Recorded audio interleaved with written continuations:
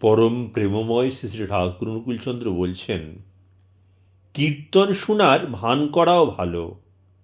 কে কেমন গাচ্ছে তা দেখলে কি হয়, গানে ডুবলে গা হয়।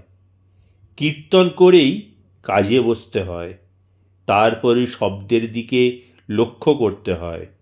আগেই ভালো কীর্তন করা। নিয়ম অনুযায়ী কীর্তন করলে কদিন লাগে রে? না ডুবলে কি করে আস্বাদ পাওয়া যায়? শুধু মনে মনে করলেই হয়, আমার ভাব হোক, ভাব হোক।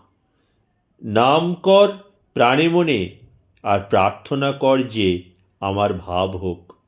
তাহলেই হয়, ইচ্ছা করলেই হয়। এক কীর্তনে সব হয় রে, সব হয়।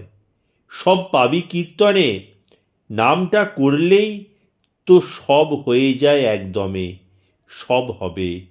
কাজ কর আর মনে মনে বোঝ, কাজ না করলে কি বোঝা যায়?